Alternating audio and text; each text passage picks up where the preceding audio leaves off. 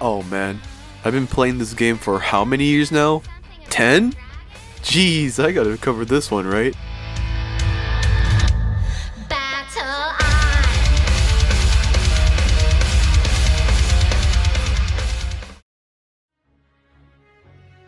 Let's go all the way back to 2002, the birth of the original Adventure Quest. Playable right in your browser, assuming you had Adobe Flash Player, the game would receive a myriad of players all around the earth. So many, in fact, that the newly established Artix Entertainment had to restrict free-to-play players, and include a paid membership that would allow for extended content and the ability to log in whenever they wanted to. In the next years, Artix Entertainment would create more games in the same universe as the original Adventure Quest, such as Warp Force, Dragon Fable, and MechQuest. Adventure Quest Worlds would then be released in 2008, Artix Entertainment's first MMORPG set in an alternate universe from the games made previously. This would be a game heavily inspired by World of Warcraft, which I assume Artix was a huge fan of when he decided to make the game. Now, let's go to 2009, when I made my account. I remember playing a Flash game called Stick Arena. It's a 4-player free-for-all top-down shooter, playing in a clan war when in between rounds, an advertisement for Adventure Quest Worlds comes on.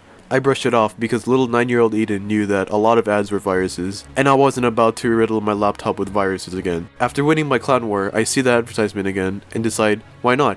And now 10 plus years later, I still find myself coming back to this game. To say I only have one character is a joke. To say I only have 5 characters is a joke. I have almost 30 different accounts in this game. Yeah, it's a little bit excessive. But as I said, I've played this game for 10 years, so it kind of makes sense, doesn't it?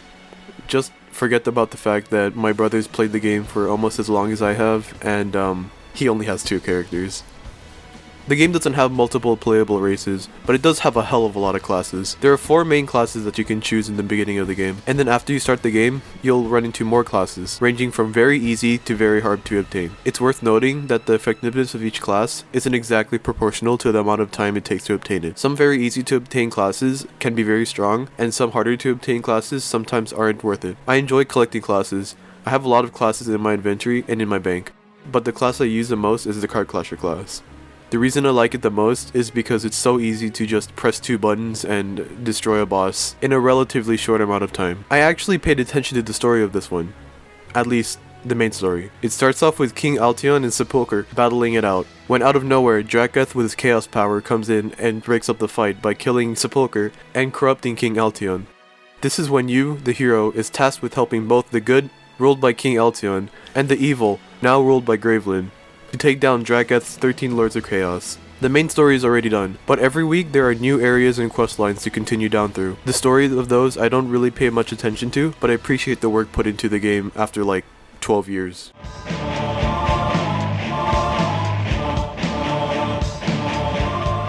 Forgive me for speaking through nostalgia goggles, if it shows. The biggest bad with the game is that a lot of the quests just feel like filler quests. It's unfortunate to say, but it's completely true. They're a bunch of kill 5 wolves, or grab item from this area. In addition to this, the combat for some classes just feel like you just spam your abilities without thinking about it. Of course, there are some classes that require skill order, but that's pretty much it. It simplifies questing and combat so much that it's brainless. Even more brainless than it should be. Most boss battles are similar also. All you gotta do is spam the skill rotation. Some bosses have a stun, and others heal themselves or have a second phase, and ultimately, it is an enemy with just a lot of health. So all you have to do is spam your abilities, and you'll be fine. My next bad is more of a wish. I just wish we could trade items and have slightly better PvP modes. For an MMORPG, there's not too much player-to-player interaction options, other than just the bare bones, such as add friend, invite to party, and invite to guild. Questing in a party is even slower unless it's with a boss. Mob drops aren't shared, which means quest items aren't shared either, unless both players are attacking the same monster. It gets annoying if you have a party member that just one-shots a mob, and they get to progress farther into the quest than you do. The last bad I have, and again it's a lot more of an annoyance than an actual criticism, is that most of the cool items you can buy are behind a paywall of some sort. Of course there's a lot of free player items, but at the same time there's an increasing amount of premium items that severely limits the free-to-play wardrobe. And this point actually goes on to the next section.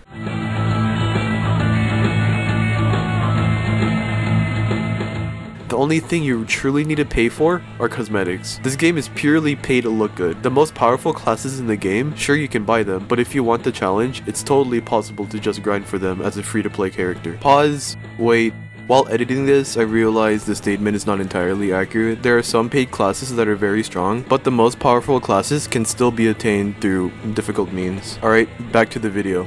In all technicality, all weapons and armor pieces are purely for cosmetic reasons. There's an enhancement system where you can enhance your equipment with whatever you want in order to keep it updated with your level. So theoretically speaking, this means that you can have a level 100 beginner sword if you kept the beginner sword and brought it all the way to level 100. The class description even tells you which enhancements are the best for it, so you don't have to experiment with what works best. Unless you still want to, then by all means. The next part I love about the game is that it doesn't take itself seriously. If you pay attention to certain details or certain parts of the dialogue, you'll see a myriad of jokes left in by the developers which are very fun to look at. From character names that are puns, to hybrid monsters, to an entire area that was made as a joke because the animator was too lazy to put time into it. It's very simple humor and honestly low-hanging fruit that tells the audience that you're not supposed to take the game too seriously.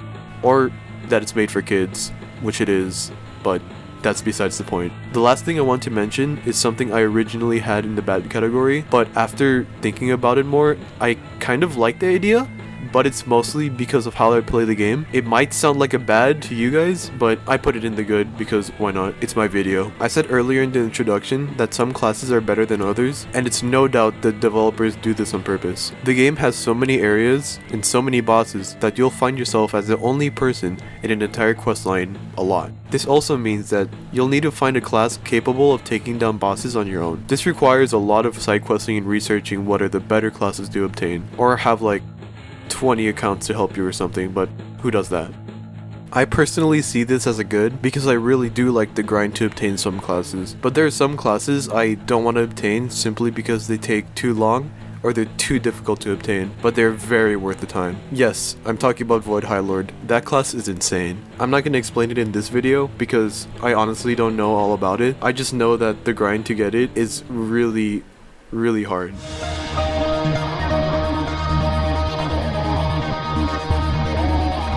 There is no in-game camera mode. However, if you go into the character page, there's a profile picture option at the bottom left where you can turn your character into a profile picture. Or in my case, make a massive collage of most of my characters to have a very weird flex.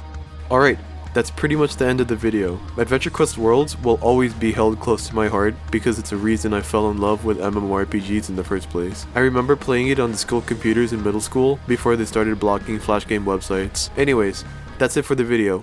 And thanks for watching, and I will see you.